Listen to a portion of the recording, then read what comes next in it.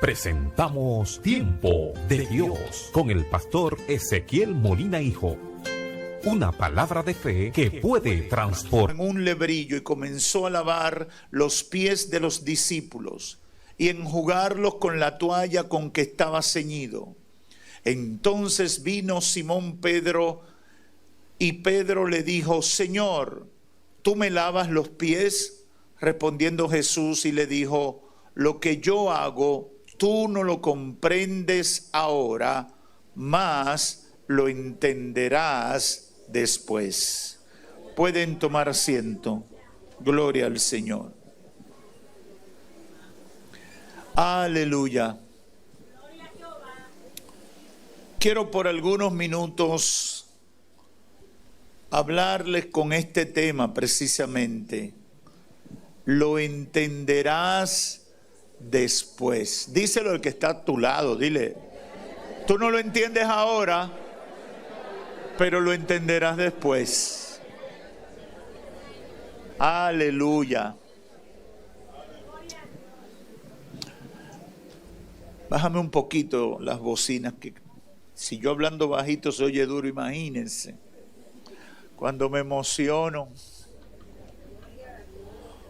Gloria a Dios. Un comportamiento natural de todos los seres humanos es juzgar las cosas por lo que nosotros somos, sabemos y hacemos. Siempre nuestros juicios en gran medida están influenciados por la información acumulada que nosotros tenemos. Toda esa información, todo ese trasfondo que hay alrededor de nuestra vida va a impactar la manera en que nosotros comprendemos las cosas.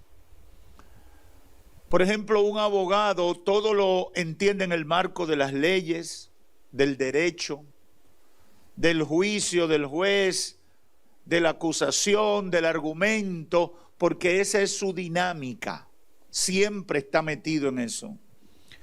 Pero si usted habla con un informático, con uno que brega con programación, todo lo va a estar calculando en función, y lo va a entender en gran medida, en función de eso que domina, del software, de la programación previa, de los algoritmos, de toda esa dinámica de la tecnología moderna, porque su mente está condicionada por eso.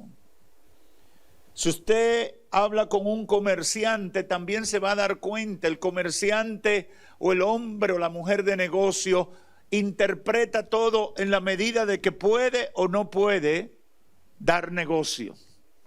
Y no es que esté buscando hacer un negocio, es que automáticamente, como es su dinámica permanente, todas las cosas la termina viendo de esa manera. Es decir, nosotros de manera natural todo lo entendemos a partir de la instrucción que tenemos, a partir de la información que hemos acumulado, a partir de las experiencias que hemos vivido.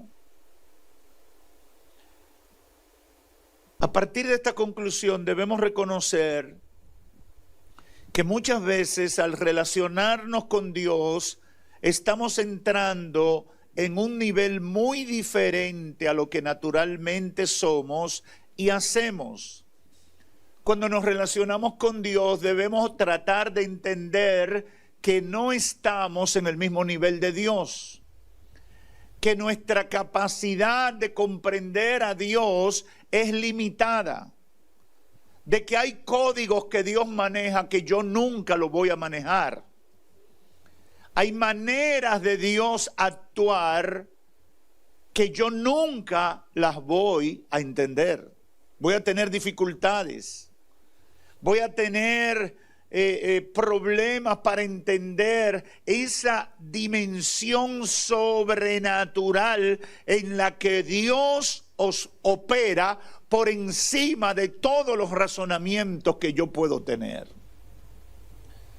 Y hoy queremos reflexionar por instrucción del Espíritu Santo precisamente para tratar de entender el propósito de Dios a través de los procesos que tenemos que vivir. Entender, en segundo lugar, en qué forma Él se glorificará en la situación por la que estoy atravesando y cuál debe ser la actitud correcta que debo asumir ante la obra que Dios está desarrollando en o alrededor de mi vida. Y lo primero que debemos plantearnos es: ¿dónde está la principal dificultad para entender las cosas? El Señor le dice a Pedro: tú no entiendes por qué yo te estoy lavando los pies. Porque Pedro le dice: tú no me puedes lavar los pies a mí. Y quizás nosotros no manejamos la información de la cultura del siglo I en las tierras bíblicas, pero quien lavaba los pies era un esclavo. Era una persona del servicio de la casa que no hacía cosas muy importantes y había que lavarle los pies a los visitantes porque no habían calles asfaltadas. No habían calles, como decíamos los muchachos antes, encementadas. Todo era tierra y polvo, y por ende una buena práctica de higiene era que cuando se llegaba a una casa le lavaban los pies y se lo ungían con aceite para que la piel no se cuarteara, no se deteriorara. Por eso cuando Cristo les dice a sus discípulos: vengan que les voy a lavar los pies, Pedro reacciona y dice: a mí tú no me vas a lavar los pies, a mí hay que matarme aquí para que tú me laves los pies. Porque Pedro era de esa manera, él reaccionaba y lo expresaba. Y Cristo le dice: espérate, Pedro, esto que está pasando tú no lo estás entendiendo ahora, pero más adelante tú lo vas a entender. Más adelante tú comprenderás la importancia de lo que estoy haciendo en este momento. Y precisamente eso es gran parte de la batalla que nosotros tenemos. Nosotros a veces están pasando cosas en nuestras vidas. Sabemos que Dios está obrando en nuestra vida, pero nosotros tenemos un problema. No estamos entendiendo lo que está pasando en el momento. Estamos conscientes de que nuestra vida está en las manos de Dios, pero no podemos hilvanar o conectar lo que Dios está haciendo con nuestra capacidad de entenderlo, como dicen los técnicos de eso, nuestra capacidad cognitiva, de esa capacidad de asimilar eso que Dios está haciendo. El Señor le dice a Pedro: tú no estás entendiendo lo que está pasando contigo ahora, pero lo entenderás después. ¿Y dónde radica la dificultad? Comienza precisamente en la naturaleza de Dios. En la naturaleza de Dios. El apóstol Pablo, escribiendo a los Corintios, en la primera carta a los Corintios, capítulo 2, verso 14, dice unas palabras que revelan este reconocimiento de la incapacidad de entender a Dios. Cuando dice: pero el hombre natural no acepta las cosas del Espíritu de Dios, porque para él son necedad y no las puede entender, porque se disciernen espiritualmente. En cambio, el que es espiritual juzga todas las cosas, pero él no es juzgado por nadie. Porque ¿quién ha conocido la mente del Señor para que le instruya? Mas nosotros tenemos la mente de Cristo. Impresionante. Pablo está admitiendo que naturalmente las cosas de Dios nosotros no las podemos entender. En la limitación de nuestra capacidad de razonar, de razonar, nosotros no podemos entender las cosas de Dios. Y en el capítulo 40, el profeta Isaías dice cosas tremendas que después usted lo puede leer a partir del verso 12, cuando habla del incomparable Dios de Israel. Y voy solamente a citar un par de versos de todo ese texto tremendo de lo que dice Isaías. Ahí dice: ¿quién midió las aguas con el hueco de su mano y los cielos con su palmo? Con 3 dedos juntó el polvo de la tierra y pesó los montes con balanza y con pesas los collados. ¿Quién enseñó al Espíritu de Jehová o le aconsejó enseñándole? ¿A quién pidió consejo para ser avisado? ¿Quién le enseñó el camino del juicio o le enseñó ciencia o le mostró la senda de la prudencia?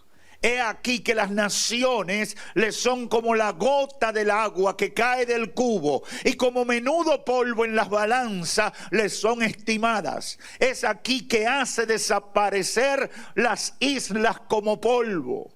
Ni el Líbano bastará para el fuego, ni todos los animales para el sacrificio. Como nada son todas las naciones delante de él, y en su comparación serán estimadas en menos que nada y que lo que no es. ¿A qué pues haréis semejante a Dios? ¿O qué imagen le compondréis? El profeta está reaccionando frente a la dificultad de que ¿quién puede entender a Dios? La misma conclusión de Pablo en la carta a los Corintios: ¿quién entenderá la mente de Dios? Isaías está diciendo: ¿quién puede entrar en la liga de Dios?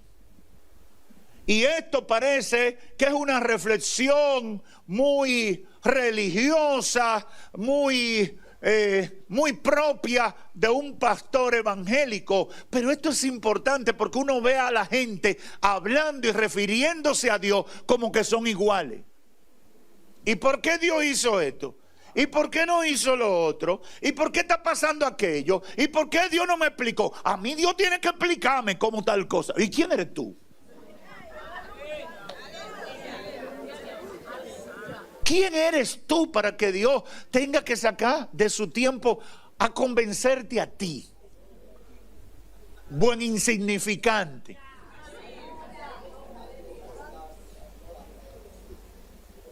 Pero nosotros pretendemos igualarnos a Dios.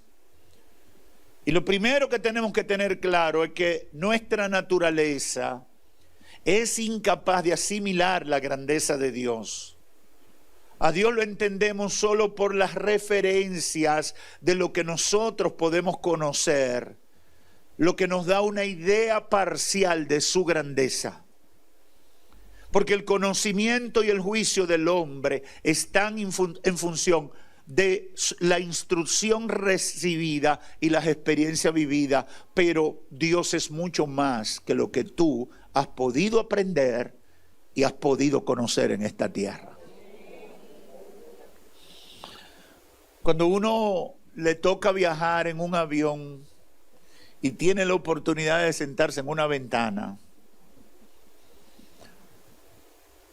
uno comienza a mirar para allá abajo y uno dice: no somos nada, chichito.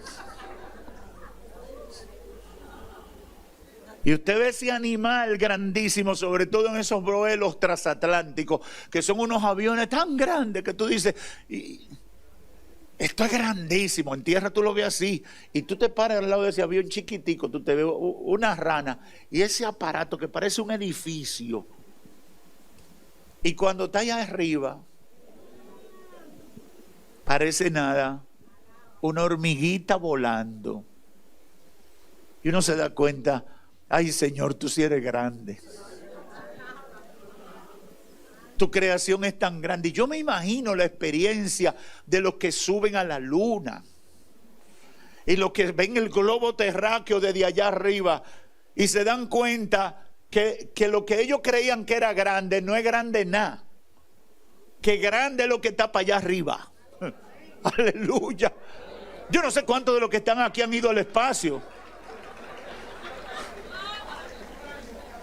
Mi esposa le encanta observar los planetas. Y a veces ella me dice, mira, a Saturno. Así como ustedes la conocen a ella, sí. A Saturno. Y yo le digo, ¿pero qué? Explícame.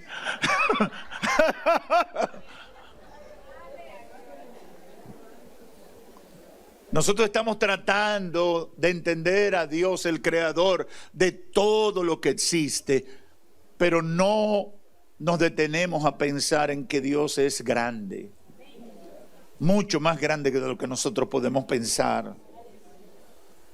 Y eso debe llamar nuestra atención, porque cuando analizamos la Biblia vamos a encontrar muchos casos donde el ser humano queda en crisis frente a las cosas que Dios hace. Y con Jesús pasó, y un caso muy emblemático es cuando Lázaro murió, el amigo de Jesús, esa familia de Betania donde Jesús se hospedaba cuando iba a Jerusalén, eran sus amigos. Jesús no dormía en Jerusalén. Betania estaba a pocos kilómetros de Jerusalén, y cuando Cristo iba a Jerusalén, él dormía, pernotaba en Betania, en la casa de sus amigos, Lázaro, María y Marta. Y Lázaro, dice la Biblia, que murió. Y recordamos todos que Jesús lloró cuando llegó frente a la tumba de Lázaro. Pero hay algo interesante que relata Juan en el capítulo 11, versos 11 al 16, que quiero compartírselo en este momento. Dicho esto, le dijo después a sus discípulos: nuestro amigo Lázaro duerme, mas voy para despertarle. Y escuche la respuesta de los discípulos. Dijeron entonces sus discípulos: Señor, si duerme, sanará. Pero Jesús decía esto de la muerte de Lázaro, y ellos pensaron que hablaba del reposar del sueño. Entonces Jesús le dijo claramente: no, Lázaro ha muerto. Y me alegro por ustedes de no haber estado allí para que creáis, mas vamos a él. Dijo entonces Tomás, llamado el Dídimo, a sus condiscípulos: vamos también nosotros para que muramos con él. ¿Usted está entendiendo? Estaban en la luna de Venecia. Cristo está hablando un lenguaje que ellos no codificaban. Primero creían que estaba durmiendo naturalmente, y si está durmiendo, pues Cristo lo puede despertar. Ahora Cristo le dice: no, está muerto. Entonces Tomás dice: bueno, pues nos vamos a morir todos aquí.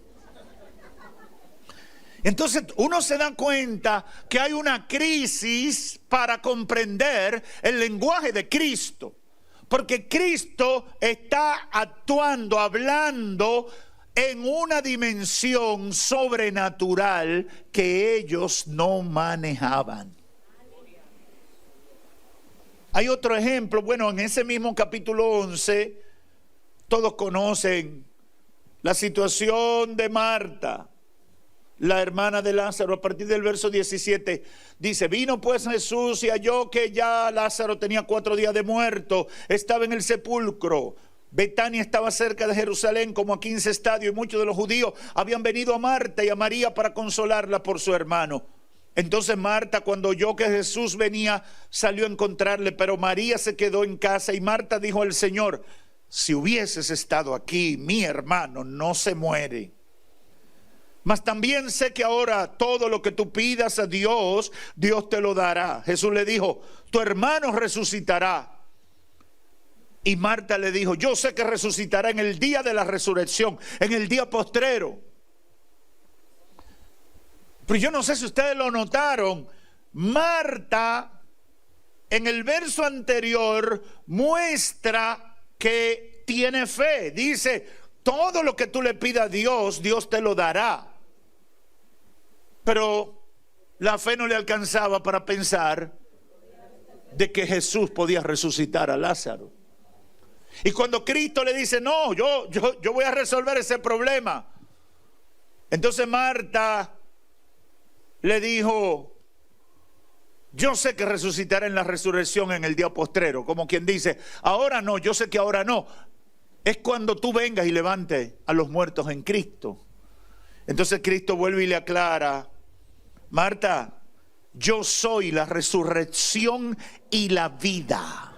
El que cree en mí no morirá eternamente. ¿Crees esto? Entonces ella le dijo, sí, Señor, yo he creído que tú eres el Cristo, el Hijo de Dios que ha venido al mundo. Y después vuelve y patina en seco en lo mismo. Y vuelve Cristo y le dice, yo no te he dicho que si crees, verás la gloria de Dios. Eso es maravilloso entenderlo, hermano. Ahora, queda claro que aún nosotros teniendo fe y teniendo conocimiento, entre comillas, de Dios, nosotros nos contradecimos entre lo que decimos creer y la realidad con la que nos enfrentamos. Tenemos una batalla porque estamos lidiando con nuestra limitación. Estamos lidiando con nuestra incapacidad para ver más allá, para ver un poquito con los ojos de Dios y entender que Dios es más grande y más poderoso que lo que nuestro conocimiento nos permite entender. Debemos entender que naturalmente nosotros no podemos ver lo que Dios ve. Debemos entender que naturalmente nosotros no podemos esperar lo que Dios espera. Debemos entender que naturalmente las posibilidades de Dios no son mis posibilidades. Debemos estar claros en que los métodos de Dios no son nuestros métodos. ¿Y cómo yo explico esto? Con las mismas palabras de Isaías 55, 7 al 9, cuando el Señor le dice al profeta esta palabra para su pueblo, cuando le dice, porque mis pensamientos no son vuestros pensamientos, ni mis caminos son vuestros caminos, dice el Señor. No juzgue a Dios por lo que tú eres capaz de entender o no entender. No diga Dios no puede hacer nada. O esto no tiene solución. Cuando tú involucras a Dios, tú tienes que estar preparado para que cualquier cosa ocurra. Porque los muertos ante la voz de Cristo se levantaron. Pero eso es fácil decirlo, pero ponerlo en práctica eso da mucho trabajo.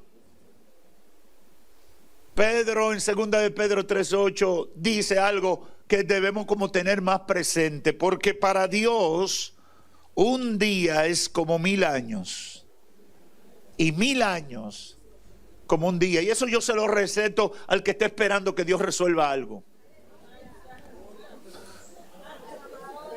Eso yo se lo receto al que está esperando que llegue una bendición, al que está esperando que llegue la solución de un problema, porque nosotros le decimos al Señor, Señor, ya llevo una semana en esto, Señor. Señor, tengo 1 año, tengo 2, tengo 3. Pero Pedro dice, hermanos, tengan claro que para el Señor un día es como 1000 años. Y 1000 años es como un día. No limites a Dios al tiempo cronos. Tienes que abrir tu mente para prepararte para lo que Dios va a hacer. Y por experiencia, no lo dice la Biblia, pero por experiencia yo he aprendido que mientras menos me preocupo por el tiempo, más rápida llega mi respuesta. Yo no sé si hay alguien aquí que puede entender eso. Mientras uno está más desesperado, como que los camellos vienen más lentos. He aprendido que mientras uno descansa, Y uno suelta eso y le dice: Señor, cuando tú quieras, esto se resolverá. Entonces, como que del cielo escuchan: ya está listo. ¿Cómo podemos entender el ahora? La respuesta, en primer lugar, es simple: reconociendo que por lógica humana no voy a entender a Dios. Necesito algo más que lógica. Yo con mi conocimiento no voy a entender a Dios. Las acciones de Dios solo pueden ser comprendidas en la manifestación sobrenatural de su poder. Y es lo que Pablo trata de escribir o explicar en 1 Corintios 1:18 en adelante. Y solo voy a leer algunas palabras. Cuando dice: porque la palabra de la cruz es locura a los que se pierden, pero a los que se salvan, esto es, a nosotros, es poder de Dios. Pues está escrito: destruiré la sabiduría de los sabios y desecharé el entendimiento de los entendidos. ¿Dónde está el sabio? ¿Dónde está el escriba? ¿Dónde está el disputador de este siglo? ¿No ha enloquecido Dios la sabiduría del mundo? Pues ya que en la sabiduría de Dios el mundo no conoció a Dios, mediante la sabiduría agradó a Dios salvar a los creyentes por la locura de la predicación. Eso es tremendo. Eso es tremendo. Y dice un poquito más, se lo leo también: porque los judíos piden señales y los griegos buscan sabiduría. Eso tiene su contexto. Los judíos estaban esperando señales de ese Mesías que ellos esperaban que políticamente los iba a redimir. ¿Y qué buscaban los griegos? El imperio que dominaba o que antecedió al imperio romano y que dominaba el mundo. Los griegos le hacían culto a la sabiduría. Por eso se ponían allá en el panteón aquel a hablar. Y hablaban de los temas de la sabiduría. Porque ese era filosofar, era el tema de los griegos. Y entonces dice Pablo: porque los judíos piden señales y los griegos buscan sabiduría, pero nosotros, y lo está diciendo un sabio, uno que había experimentado y conocido mucho, pero nosotros predicamos a Cristo crucificado. Para los judíos ciertamente tropezadero, y para los gentiles, entre ellos los griegos, locura. Más para los llamados, así judíos como griegos, Cristo, poder de Dios y sabiduría de Dios. Aleluya. Aleluya. Yo se lo voy a traducir, se lo voy a llevar al plano básico. Lo que está diciendo es que la gente, en su afán de explotar el conocimiento, usted encuentra gente hoy que ellos adoran la tecnología. No, porque la tecnología hoy en día, mire, Jesús, tú supiste el último invento y tú supiste que ahora la inteligencia artificial, el tema ahora es inteligencia artificial. Inteligencia artificial por aquí, por allá, y que ahí trajeron, ¿cómo fue la robot que trajeron aquí?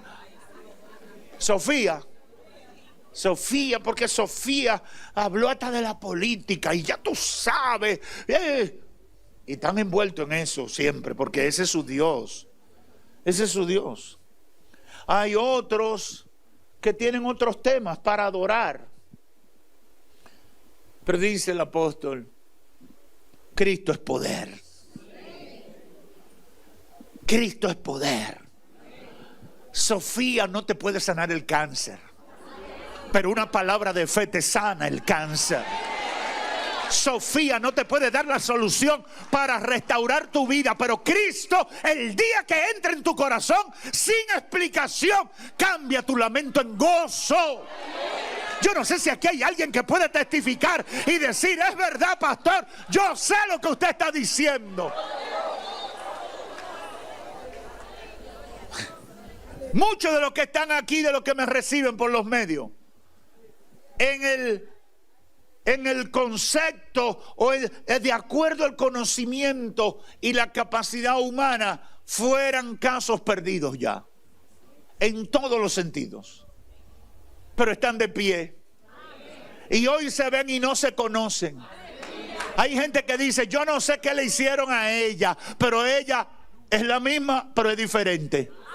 Yo no sé qué le hicieron a ese hombre, es el mismo, pero es diferente. Yo no sé qué fue lo que le cambiaron, pero luego de caminar cabizbajo, ahora camina con el pecho erguido. Luego de vivir con un lenguaje de maldición y de frustración, ahora tiene un lenguaje de fe, de esperanza, de gozo, de alegría.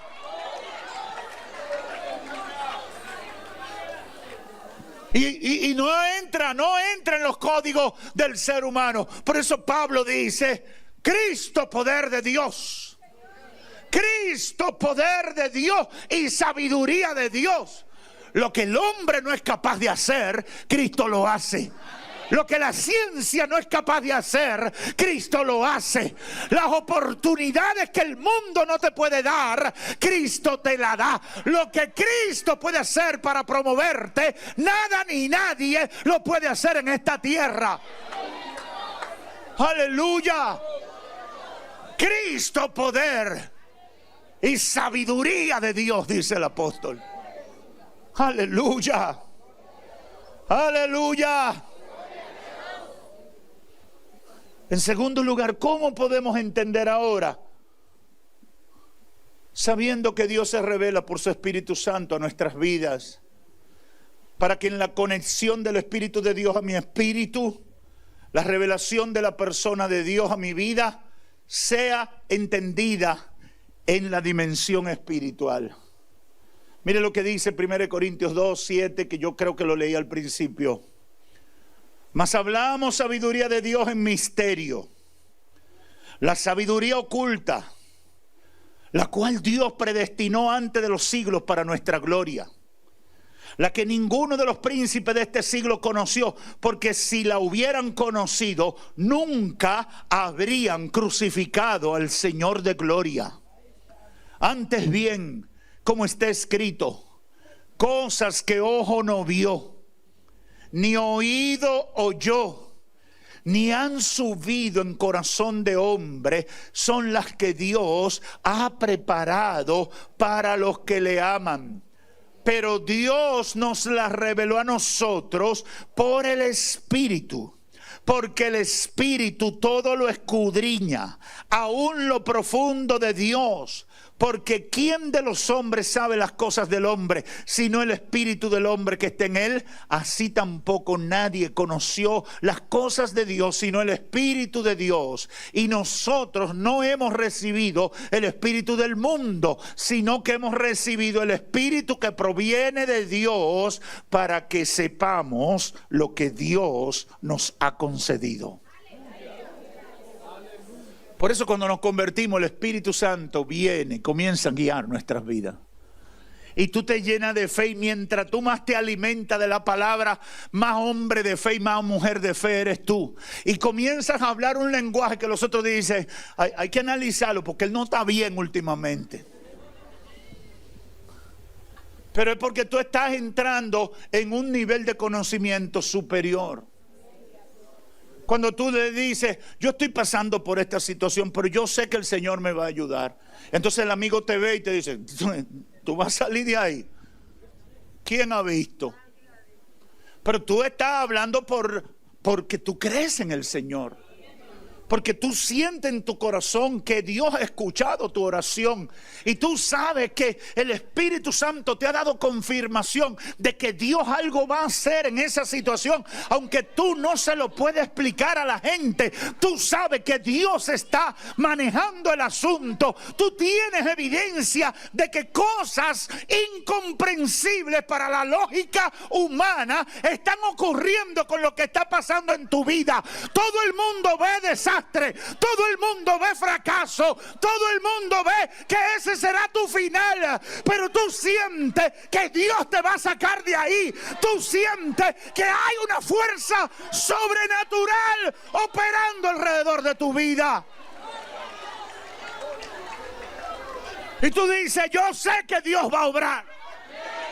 Y cuando ustedes saludan, hermano, ¿y cómo tú estás? En victoria, creyendo lo que Dios va a hacer.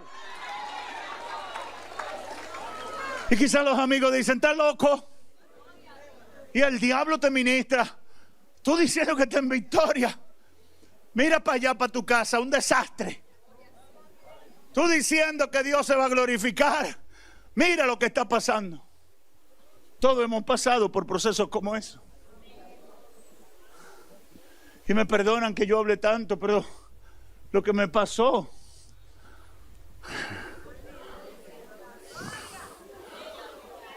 Cuando yo estoy en la sala de cuidado intensivo y tú no predicas,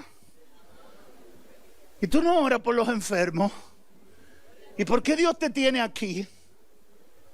¿Y dónde está tu Dios que no te oye ahora? Y la maquinita, tut.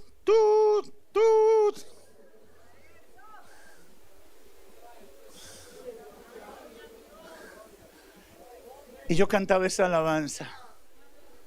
Ya no soy esclavo del temor.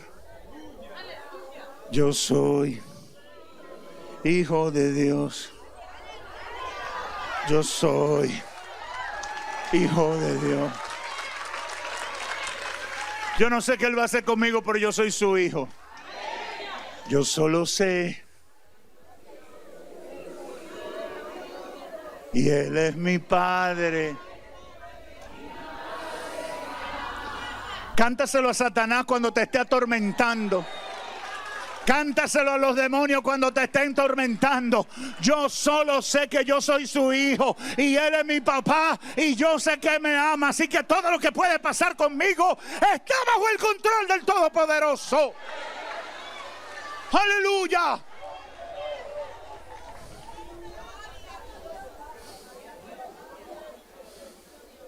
Cristo, poder de Dios. El erudito Pablo, el que creció a los pies de Gamaliel, el que estaba lleno de información y de dogmas, le dice a los corintios, Cristo es poder y la sabiduría viene de Él. Así que aquí no tenemos que entrar en discusiones estériles. Ante todo lo que está pasando, Cristo es poder de Dios. Cristo es sabiduría de Dios. Y en eso es que yo me aferro, me afirmo. El tercer argumento para responder a la pregunta, ¿cómo podemos entender ahora? Es probablemente el primero que nos viene a la mente. 2 Corintios 5:7, porque por fe andamos, no por vista. Nosotros debemos vivir creyendo por fe, solamente en obediencia al Señor. Eso no es tan sencillo, porque vivimos en un tiempo donde quizás por todo el humanismo y sobre todo ese hedonismo moderno, donde el ser humano se ha creído tantas cosas, creemos que nosotros somos la última bebida del desierto y que somos tan valiosos y tan importantes que Dios tiene que buscar manera de cómo trabaja con nosotros para no dar una mala imagen o que yo no vaya a entender algo equivocado. Y realmente el secreto de la victoria está en tener fe. Una fe ciega. Una fe sencilla que no tiene muchos argumentos quizás teológicos, que no tienen muchos argumentos filosóficos, que no tienen argumentos tecnológicos ni nada por el estilo. Una fe sencilla. Lázaro se murió, pero el Señor lo puede resucitar. ¿Y cómo va a ser si está embalsamado? Lázaro murió y el Señor lo puede resucitar. ¿Y cómo va a pasar si tiene 4 días y ya se pudrió? Lázaro murió y el Señor lo puede levantar. La batalla de Marta, al hablar con Jesús sobre la muerte de su hermano, eran 2 dimensiones que estaban hablando en 2 niveles. Jesús estaba hablando en la dimensión sobrenatural. Marta estaba en el plano meramente humano. Marta veía problemas. Cristo veía un poder sobrenatural manifestándose para devolverle la vida a su amigo. ¡Aleluya! ¡Aleluya!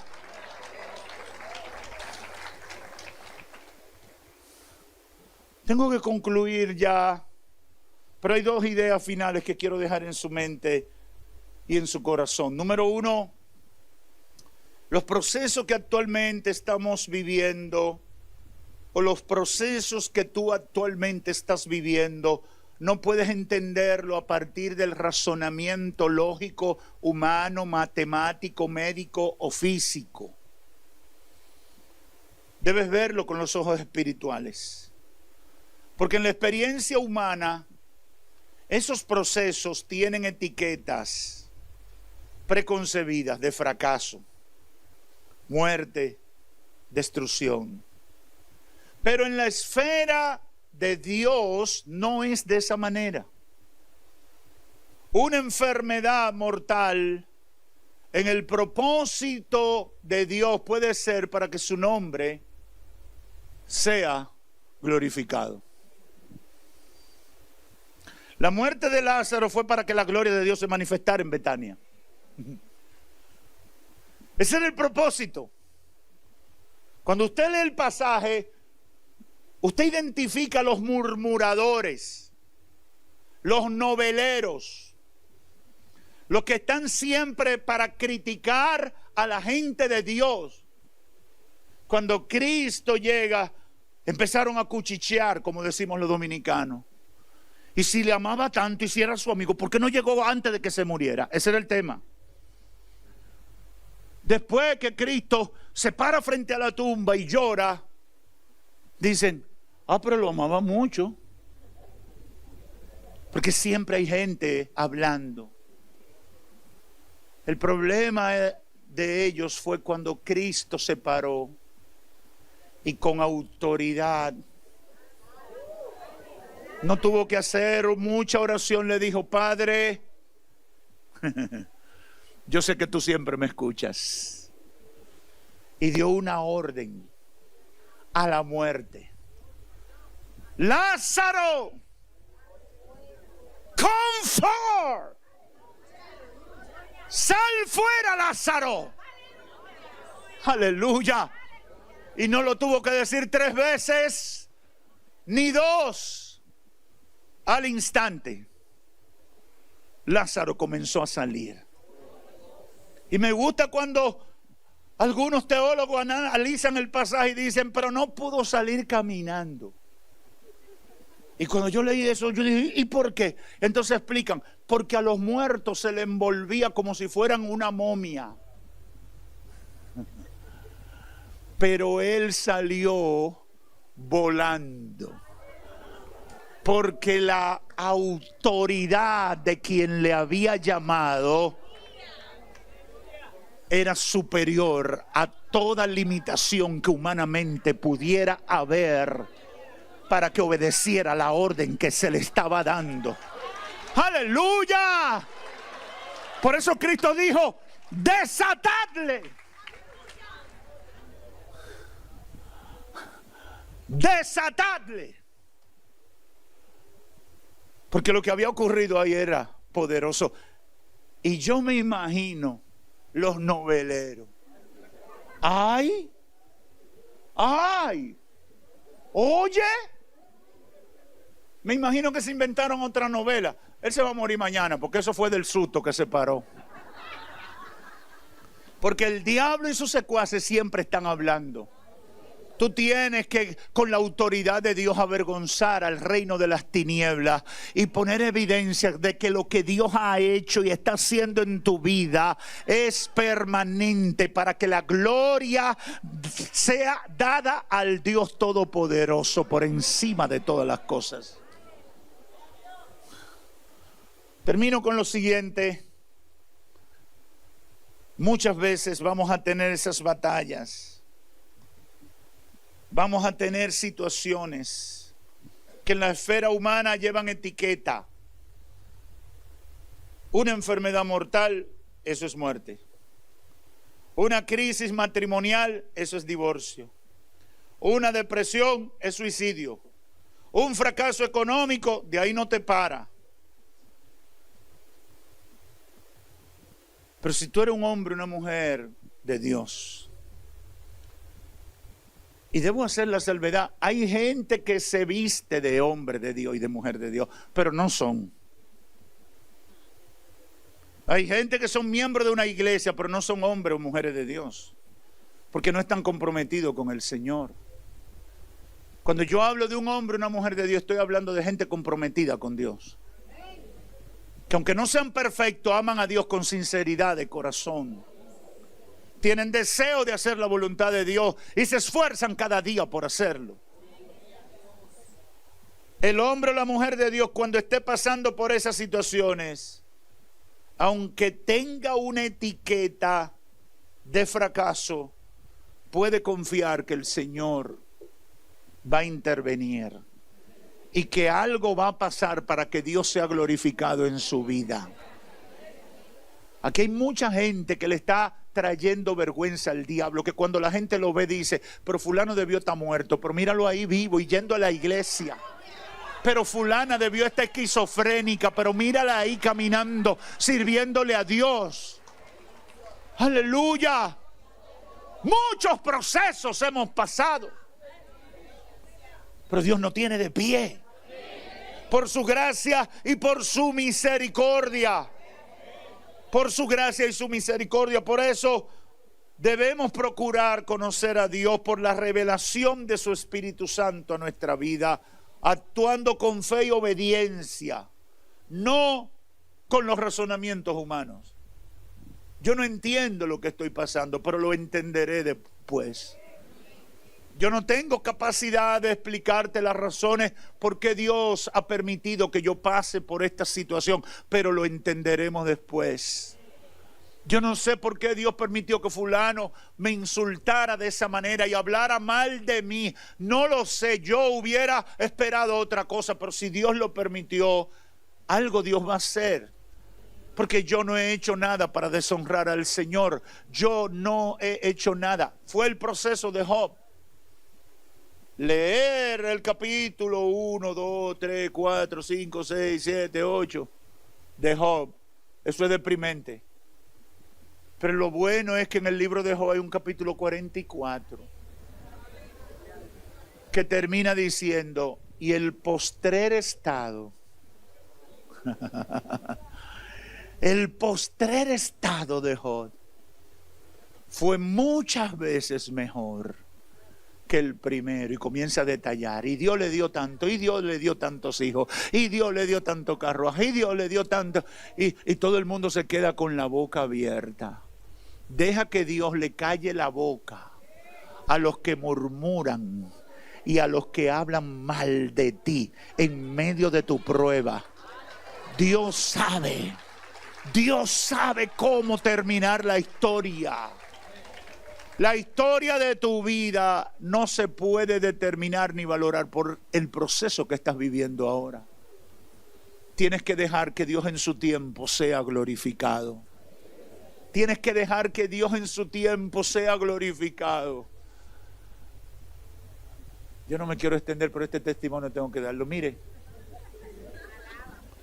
Yo recuerdo, eso deben hacer 25 a 28 años. El hermano Luis, si Luis me está viendo, se recordará de esta experiencia. Fuimos a hablar con un pastor que se suponía que era nuestro amigo, que él estaba siendo partícipe, estaba contribuyendo con una gente que tenían una señal de radio que nos interfería la señal de nosotros. Habían prendido un transmisor de 25, 30 kilos prácticamente en la misma frecuencia de nosotros, en la misma ciudad, y nos estaban trastornando la señal. La gente no nos podía sintonizar. Y Luis y yo vamos donde ese hermano. En ese tiempo yo me imagino que era que el diablo lo tenía confundido, porque no puedo explicarlo de otra manera. Y el hermano, así literalmente, nos dijo: yo no los voy a ayudar. El tiempo de Ezequiel Molina y la batalla de la fe pasó. Así mismo nos lo dijo. Nosotros creíamos que él era un amigo, que él era un hermano en la fe. Nosotros fuimos confiados de que solo tendríamos que hablar con él y nos iba a resolver el problema. Y literalmente a Luis y a mí nos dijo: el tiempo de Ezequiel Molina sí pasó, y el tiempo de la batalla de la fe pasó. Y de eso hacen 28 años. Y la seguimos peleando, y la seguimos ganando, y la gloria postrera. Yo no sé si tú estás entendiendo lo que te estoy diciendo. A veces Dios te permite pasar por el desierto, pero hay una tierra prometida donde Dios se ha comprometido de que tú vas a llegar. ¡Aleluya! Sé obediente. Camina en fe. No te desanimes. Enfrenta al diablo y dile: no lo entiendo ahora, pero yo sé que mi Redentor vive. Yo sé que el brazo de Jehová no se ha cortado. Yo sé que Dios tiene el control. Y en su tiempo veré su gloria. Y en su tiempo voy a testificar. En su tiempo cantaré el himno de victoria. Ajamababaso. Errabasocabababandaya. Ponte de pie, iglesia. Ponte de pie en esta hora.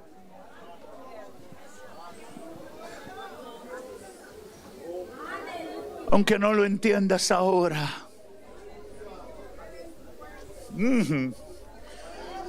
hija, lo entenderás después. Pedro,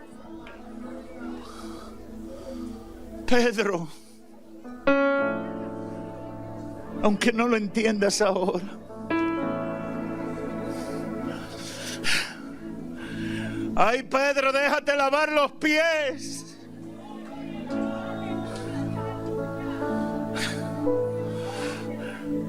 Porque mis pensamientos no son vuestros pensamientos, ni mis caminos son vuestros caminos.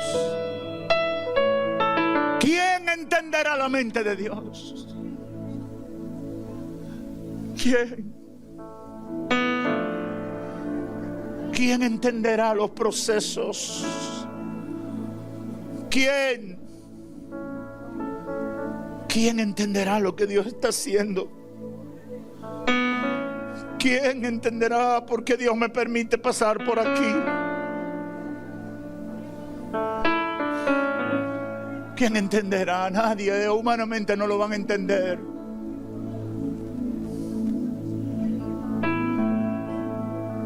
Pero Dios está en control. Dios está dirigiendo la nave. Si tú eres un hombre de fe, si tú eres una mujer de fe,